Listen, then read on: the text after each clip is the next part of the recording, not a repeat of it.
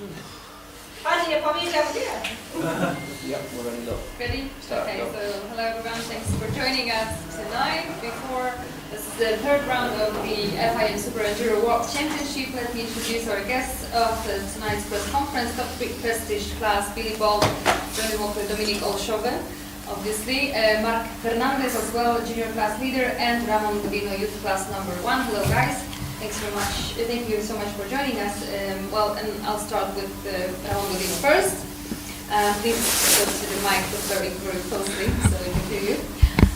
You finished off the podium back in Riza, but even though you managed to keep the championship lead, how was that night for you back in Germany? On the first race, I won the race, so this give me more advantage to keep my leader. Very good, well done. And what about your cooperation with Alfredo Gomez? He's the boss, he's the team manager, obviously.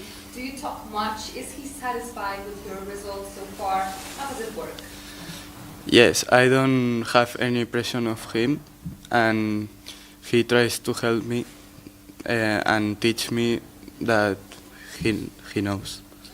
Okay. And what about this third round here in Romania? Because I think that's the first time for you here.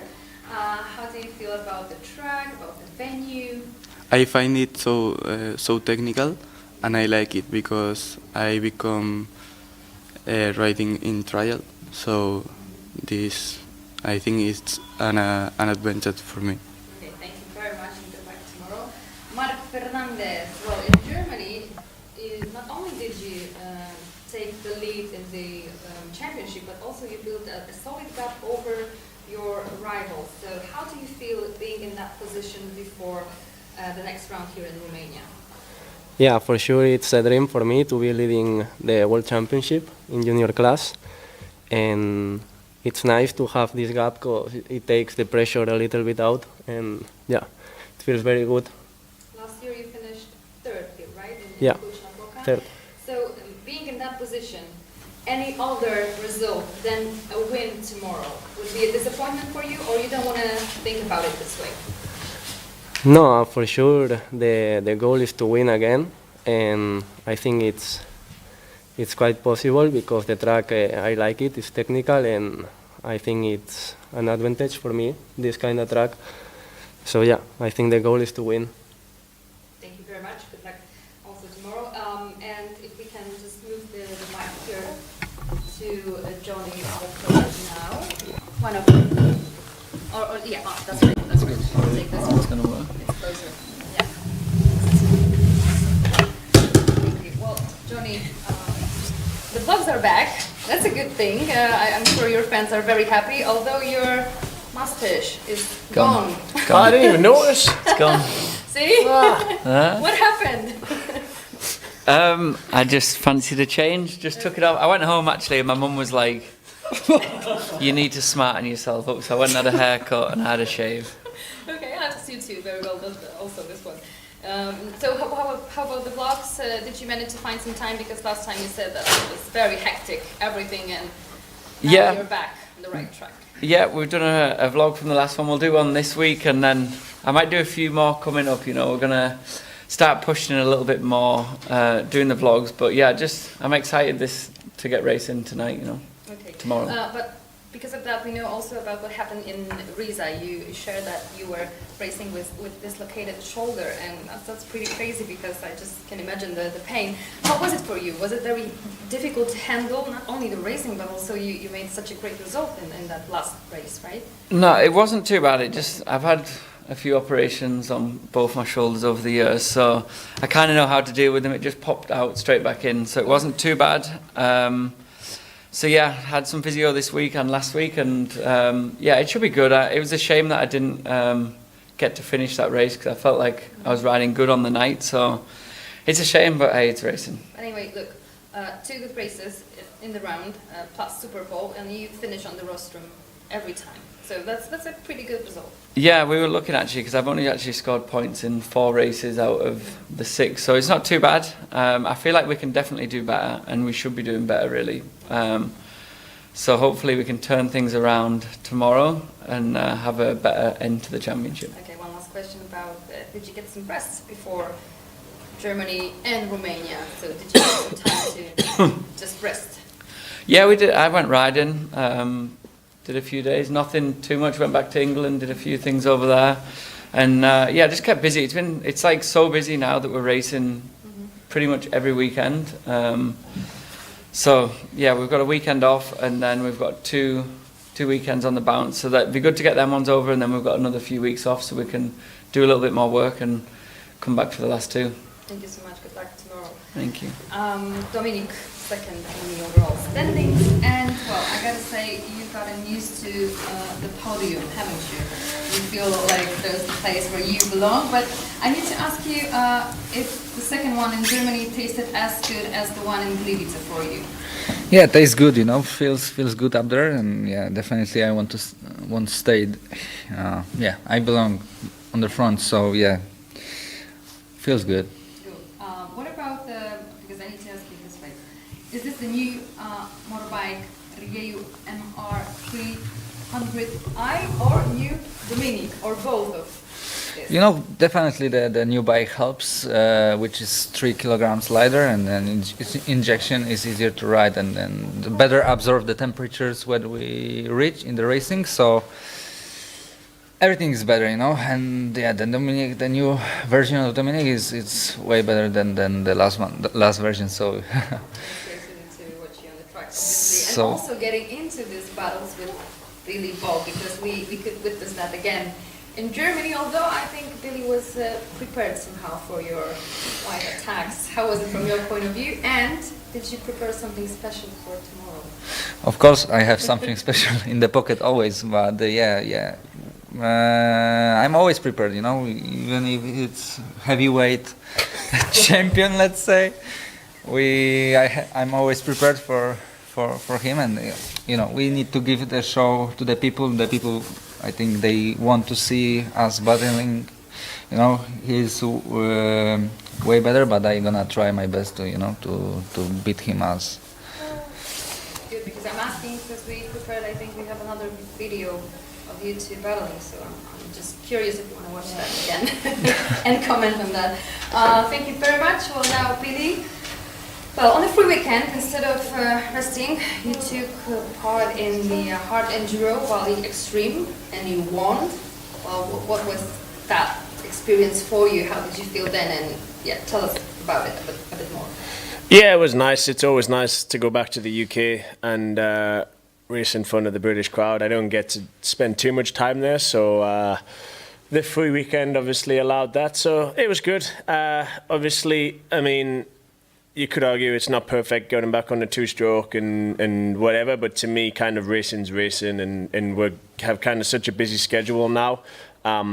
You almost don't really, you get a couple of days a week on the bike and training, but you don't really, I don't feel like you make too many big gains through there, whereas if you can, if there's other races to go and do, that's going to just help. I feel like keeping momentum going and keeping the ball rolling is as good as anything right now. So yeah, like I say, a lot of positives came from it, and above all else, just really enjoyed being back in the UK with the home crowd, and everyone seemed pretty pleased to see us, which was also nice. So it's nothing difficult for you to switch back from 2-stroke to 4-stroke, from this different discipline which hard enduro is, into super enduro.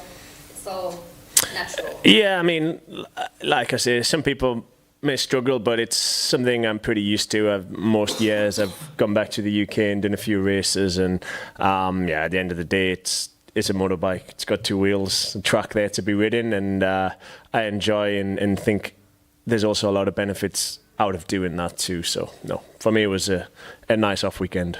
Congratulations. Also, well, I need to ask you also about the second starts of yours, because in Gliwice and in Riza we've seen that when you're starting in that reverse grid, you just seem to be waiting a little bit, and then you don't go straight forward. You just slowly build up your speed and tactic. Is this the kind of strategy, or this?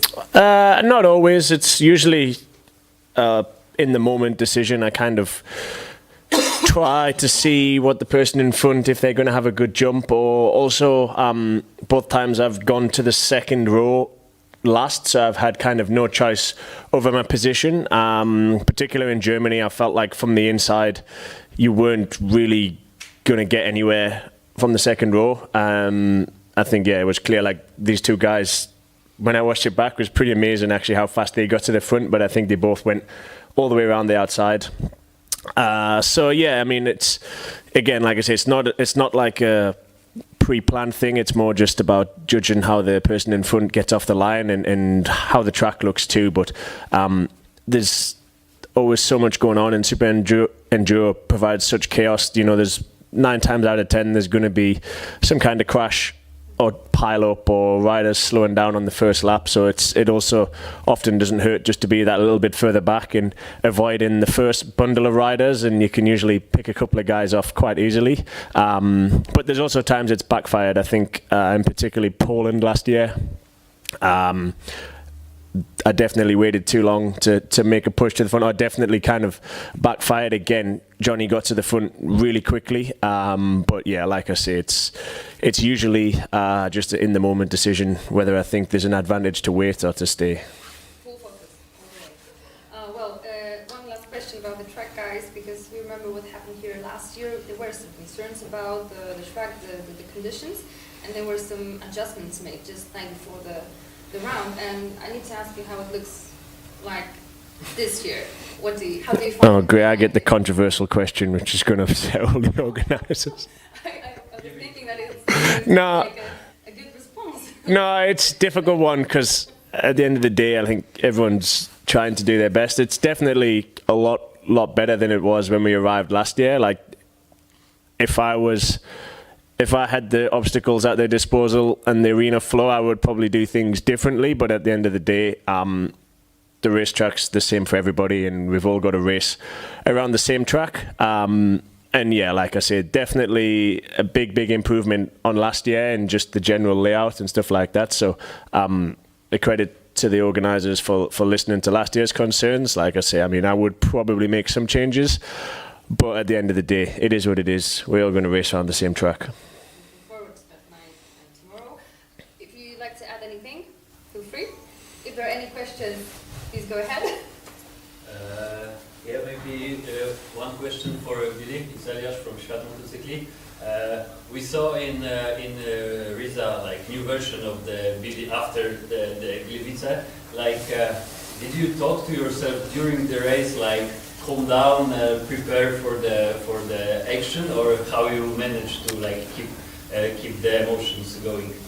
Some races I think you do. Some races I feel like you get to the finish line and you almost don't even remember what happened. And then there's also times when, like, everything tends to happen much slower, and you do actually kind of have to have a little bit of a regroup or to, you know, really think about what you're doing, and also, like you just said, your thoughts and how you're dealing with what's coming towards you mentally, because it can make a big difference. And no, that was pretty clear. I did a bad job of that in Poland. I think there wasn't really a situation in Germany where it was tested like it was in Poland, which, I mean, I prefer it to stay like that, but I know that the guys are definitely closing the gap, and they're working hard. So yeah, I'm excited. Let's see how this weekend goes and see how it goes.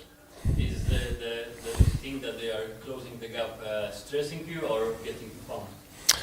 A little bit of both. Obviously, it's good for the sport and it's exciting for the fans that there's going to be close racing, and there is close racing. Like, I watched the races back, and, like, there's battles going on all over the track. Like, even the camera will be focused on one battle and you'll see in the background that there's another battle going on, and it really is like there's action everywhere. But at the same time, it just gives me that extra motivation to keep working, keep improving. There's areas where I know for sure I can be better. I learned a lot of them from Poland, so like I say, it kind of works both ways. Obviously, I know they're coming, but I'm also working as hard as I ever have to try and stay up front. And Paul Edmondson said that your emotion and, like, your will to, like, do so good comes from the trial riding. Do you agree? I think it just comes, it's my personality, it's kind of who I am. Like, whatever I do, I want to be either the best version of myself at it, and I want to be better than everyone else at it, whether that be, you know, anything. So I think it's just, yeah, a part of my personality, and yeah, a trait that I'm not complaining that I have. Oh, thank you. That's the sentence I wanted to hear for the new video.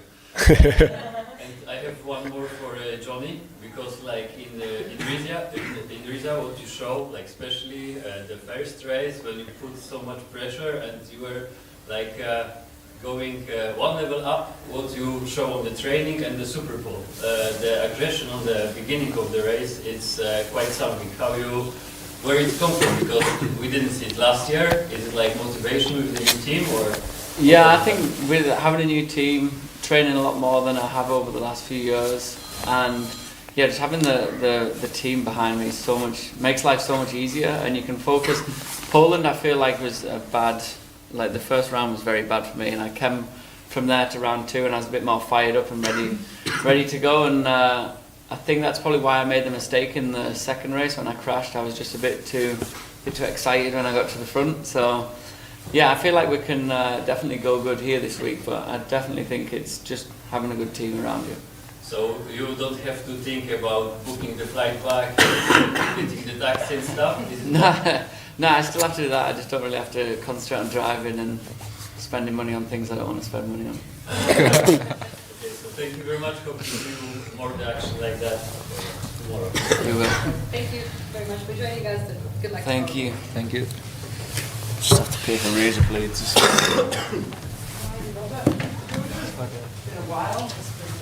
6 are Yours is, Dominik's? no, it's mine, but it was on his seat.